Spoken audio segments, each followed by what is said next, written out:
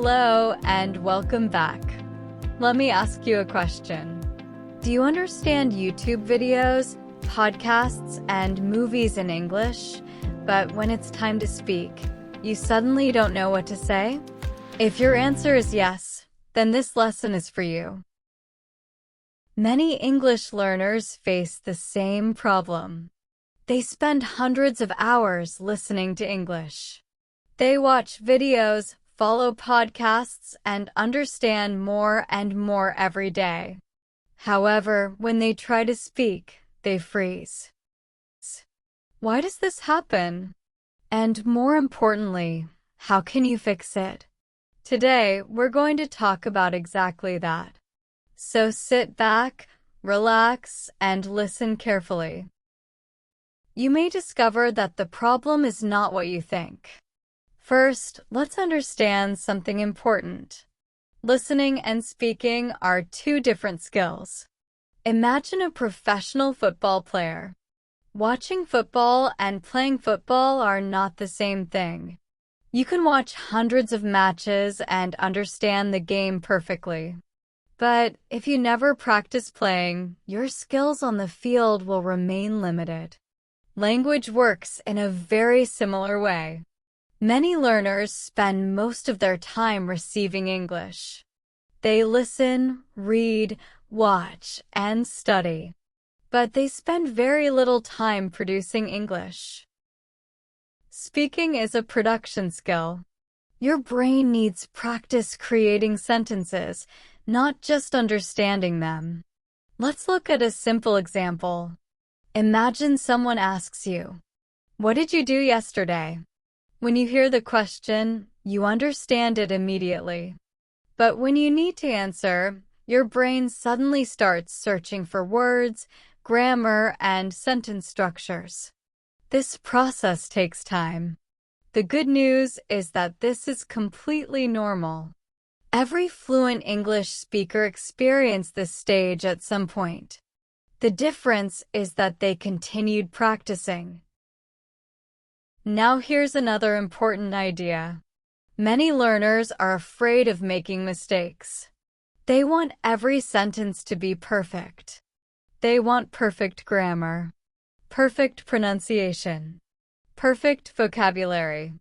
But perfection creates hesitation, and hesitation stops communication. Think about children learning their first language. Do they speak perfectly? Of course not. They make thousands of mistakes. Yet they continue speaking every day. That is one reason they improve so quickly. As an English learner, you should give yourself permission to make mistakes. Mistakes are not evidence of failure. They are evidence that you are learning. The next time you speak English, don't focus on being perfect. Focus on communicating your message. If people understand you, then you are already succeeding. Now let's talk about something practical. How can you improve your speaking if you don't have a speaking partner? The answer may surprise you. Talk to yourself. Yes, really. Describe your day. Talk about your plans. Explain what you see around you. For example, "I'm making coffee right now. Today I need to finish some work." "The weather looks nice today." These simple exercises train your brain to produce English naturally. And the best part? You can do them anytime and anywhere. The goal is not to sound perfect. The goal is to become comfortable using English.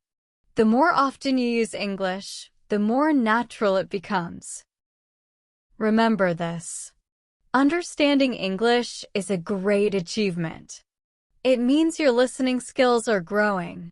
Now you simply need to build the bridge between understanding and speaking. And that bridge is practice. Now let's discuss another common problem. Many English learners translate everything. They hear English. They translate it into their native language. Then they create a response in their native language. finally, they translate it back into English. This process happens very quickly, but it still creates a problem. It makes speaking slow and stressful. Imagine you are having a conversation with someone. The other person asks, "What do you usually do on weekends?" Instead of answering immediately, your brain starts translating. You think about the question in your native language. Then you create an answer. Then you search for English words. Then you check the grammar. By the time you are ready to speak, the conversation has already moved on. This is one reason many learners feel nervous during conversations. The solution is simple in theory, but requires practice. You must gradually learn to think directly in English. Now, don't worry. Nobody starts by thinking completely in English. Even advanced learners develop this skill step by step. Let's begin with something small. Look around the room you are in right now. Can you name 5 objects in English? Perhaps you see a chair, a table, a window, a phone, a book. Excellent. Now create simple thoughts in English. The chair is near the table. My phone is on the desk. The window is open. Notice that these thoughts are short and simple. That's exactly what you want. Many learners believe they need complex sentences. But simple English is powerful English. In fact, native speakers often use simple sentence structures in everyday conversations. The goal is communication, not perfection. Let's continue. Imagine you are walking outside. Instead of thinking in your native language, try describing what you see in English. The street is busy. There are many cars. The weather is warm today. A man is walking his dog. These small exercises help train your brain to think directly in English. At first, it may feel difficult. Your brain will want to return to translating. That is normal. Don't fight the process. Just continue practicing. Little by little, your English thoughts will become faster and more natural. Now let's talk about vocabulary. Many students believe they need thousands of words before they can speak fluently. That is not true. A small number of common words can help you express many ideas.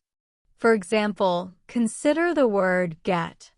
Native speakers use this word constantly. Get home. Get ready. Get better. Get dressed. Get started. Get tired. Get excited. One simple word can be used in many situations. This is why learning vocabulary through real sentences is more effective than memorizing long word lists. When you learn words in context, your brain remembers them more easily. Let's look at another example. Suppose you learn the word opportunity. Instead of memorizing only the definition, learn it in sentences. This job is a great opportunity. Thank you for giving me this opportunity. I don't want to miss this opportunity. Now your brain understands how the word is used naturally. And when you need it during a conversation, it becomes easier to remember. Another important tip is to listen actively. Many learners listen passively. They play English in the background while doing other activities. Passive listening can help, but active listening is much more powerful. When you listen actively, you focus on the speaker. You notice pronunciation. You notice sentence patterns. You notice useful expressions. You pay attention to how ideas are connected. This type of listening teaches your brain how real English works. For example, when native speakers tell stories, they often use simple transitions. First, then, After that, later. Finally, learning these patterns helps you become a better speaker because you begin organizing your own thoughts more clearly. Remember, fluency is not about speaking fast. Fluency is about expressing ideas comfortably and naturally. Many learners speak slowly because they think they are not fluent. But speaking slowly and clearly is perfectly acceptable. In fact, many confident speakers talk at a moderate pace. What matters is clarity. The more you practice thinking in English, the less you will depend on translation. And the less you depend on translation, the more confident you will become. So starting today, challenge yourself. Use English for small thoughts. Describe your surroundings. Talk to yourself. Think about your plans. Create simple English sentences throughout the day. These small habits may seem insignificant, but over time, they can completely transform your speaking ability. And remember, you do not become fluent in one day. You become fluent one conversation, one sentence, and one practice session at a time. Once you begin thinking in English more often, another challenge appears: confidence. Many English learners know enough vocabulary to have a simple conversation. They understand common grammar patterns. They can follow podcasts, YouTube videos, and even movies. But when someone starts speaking directly to them, everything changes. Their heart starts beating faster. Their mind suddenly becomes blank. And the English they know seems to disappear. Why does this happen? The answer is simple. Fear. Fear of making mistakes. Fear of sounding strange. Fear of being judged by other people. Interestingly, this fear exists even among advanced learners. Many people believe that confidence comes before speaking. In reality, confidence comes from speaking. Every conversation builds confidence. Every mistake teaches a lesson. Every small success makes the next conversation easier. Think about riding a bicycle. Nobody becomes confident before getting on the bicycle.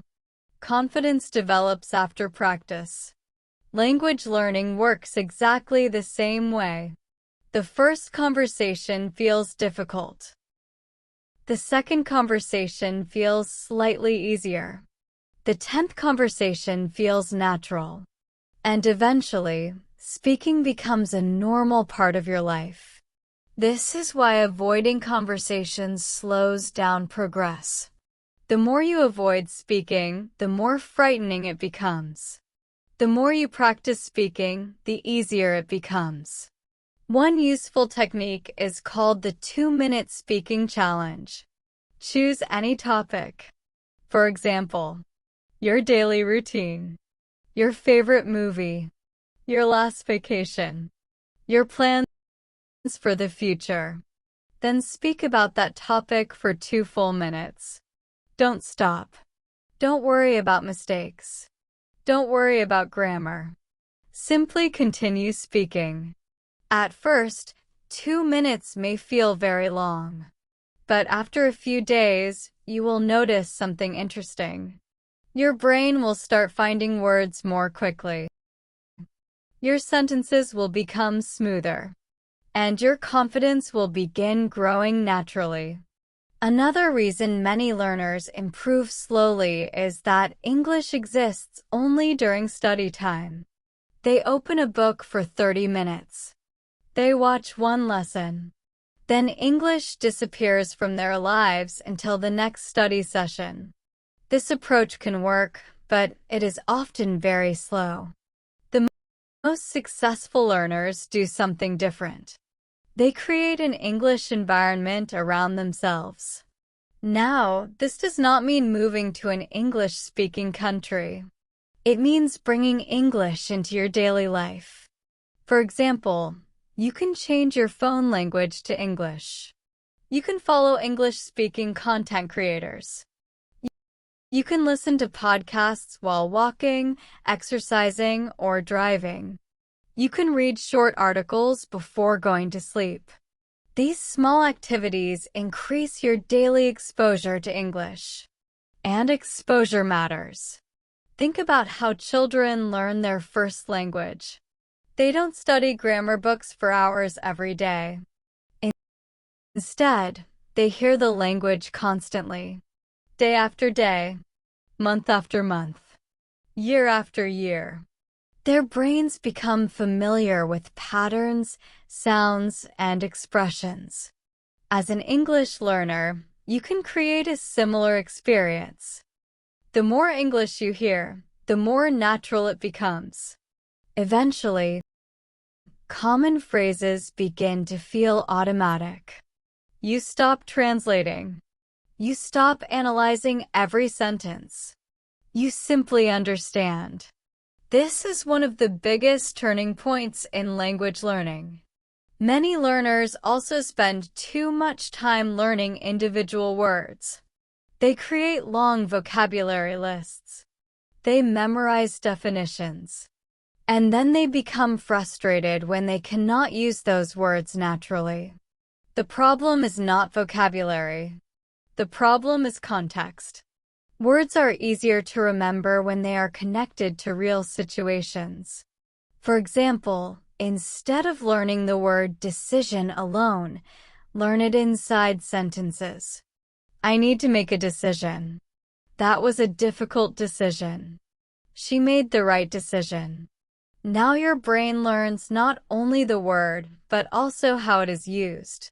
This makes speaking easier and more natural. The same principle applies to grammar. Native speakers do not usually think about grammar rules while speaking. They remember patterns. They have heard certain sentence structures thousands of times. As a result, those structures become automatic. That is why listening is so powerful. Every time you listen, you are collecting patterns. Every podcast, every conversation, every video is teaching your brain how English works, even when you do not realize it. Let's talk about consistency. Many people study English intensely for 1 week. Then they stop for 2 weeks. Then they study again for a few days. Then they stop once more. This cycle creates frustration. Progress becomes difficult to notice. A better strategy is simple consistency. 20 minutes every day is often more effective than 3 hours once a week. Small daily practice keeps English active in your mind. It keeps your listening skills growing. It keeps your vocabulary fresh. And most importantly, it builds momentum. Language learning is not a race. It is a long journey. The learners who succeed are usually not the most talented. They're the most consistent. They continue when progress feels slow. They continue when motivation disappears. They continue because they understand that every small effort matters. So, if you ever feel discouraged, remember this. You do not need to learn everything today. You only need to become slightly better than you were yesterday. That is enough. That is how real progress happens. One day at a time. One lesson at a time. One conversation at a time. And before you realize it, the English that once felt difficult will begin to feel natural.